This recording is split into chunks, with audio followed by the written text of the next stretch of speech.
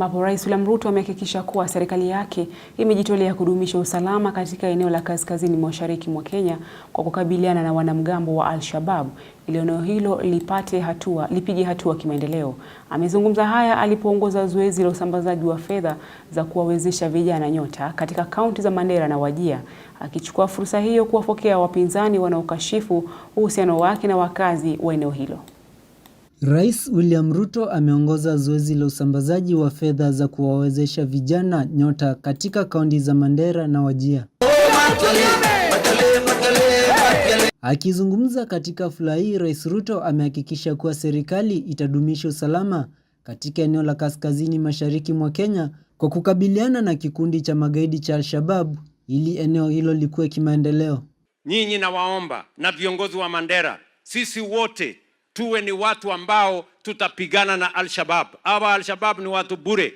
Mimi nataka niwaeleze, mimi na nyinyi tutaungana, serikali ya Kenya tutashirikiana, nyinyi mtusaidie tuweze kukabiliana na wahuni na magaidi, ndio Mandera hii iendelee na maendeleo, iendelee na biashara, ndio Mandera ikue na isaidie kuchangia katika uchumi wa taifa letu la Kenya. Hata hivyo, waziri wa afya Aden Duale akitaka serikali kuondoa vikwazo vilivyo mpakani mwa Kenya na Somalia, akisema kuwepo kwa vikwazo hivyo ni kama kuibagua jamii ya Wasomali, kwani mipaka ya Kenya na Tanzania, Kenya na Uganda na Kenya na Ethiopia haina vikwazo vile. Boda ya Tanzania na Kenya iko open. Boda ya sisi na Uganda iko wazi. Boda ya Ethiopia na Kenya uko Moyale iko sawa.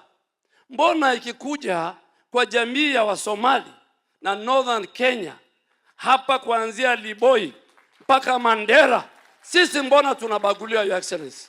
Rais Ruto alitetea uhusiano wake na wakazi wa eneo hili, akiwashtumu vinara upinzani kwa alichosema wanalalamika anapopeleka miradi ya maendeleo.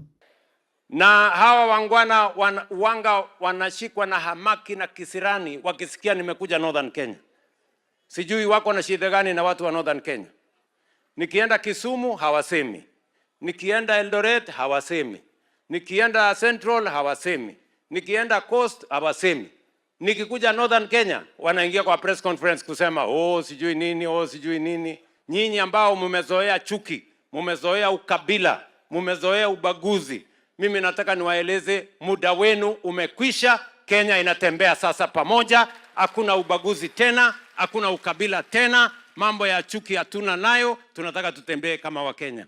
Viongozi wa kaskazini mashariki mwa Kenya hawakumsaza aliyekuwa naibu rais Rigathi Gachagua, wakisema tetezi zake za kuwatetea ni kinaya, kwani alipokuwa madarakani hakuonyesha nia yoyote ya kuwasaidia. Rigathi, you are not a friend of the people of the North, simply because when you are in office, you are not their friend.